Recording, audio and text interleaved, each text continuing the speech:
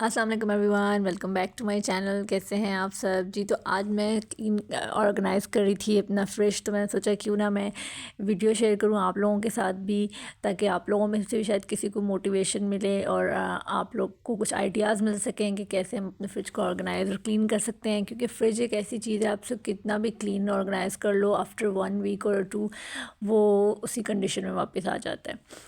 अच्छा, इसके लिए सबसे पहले तो मैंने कुछ फ्रिज ऑर्गेनाइज़र्स दराज से ऑर्डर किए थे। बहुत रीज़नेबल रेट पर ही आपको मिल जाते हैं। इसमें से कुछ डोर ऑर्गेनाइज़र थे जो इस तरह के छोटे हैं, इनमें मैंने लेमन और की कोई भी छोटे मोटे आइटम्स होते हैं वो आप इसमें स्टोर कर सकते हो। और कुछ इस तरह के ऑर्गेनाइज़र हैं बड़े जो लिड के साथ आते हैं, इसमें आप अपनी वेजिटेबल्स वगैरह स्टोर कर सकते हैं।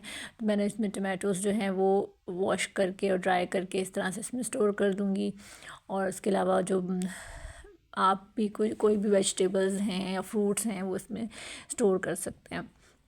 अच्छा, ग्रीन चिली को स्टोर करने के लिए सबसे एक बेहतरीन आइडिया ये है कि जब भी आप इन्हें स्टोर करने से वॉश करके इसके स्टेम्स ऊपर से रिमूव कर दें तो ये देर तक क्लीन रहती है। इस तरह से मैंने अपने डोर के फ्रिज डोर को ऑर्गेनाइज़ किया था। स्पीड मैंने यहाँ पे थोड़ी तेज़ कर दी थी ताकि आप लोग बोर ना हो जाएं। इस तरह से आप अपने सॉसेस वगैरह, अगर फ्रिज आपका ऑर्गेनाइज़ होता है ना, तो उससे एक फ़ायदा होता है कि आपकी कोई भी फ्रिज में चीज़ जो है वो वेस्ट और एक्सपायर नहीं होती है। आपके सामने सब चीज़ें होती हैं, आपको पता होता है कि कौन सी चीज़ ख़राब होने वाली है, उसको पहले यूज़ कर लें। यहाँ पे जी मेरा फ्रिज बहुत अच्छे से ऑर्गेनाइज़ हो चुका है, आप देख सकते हैं।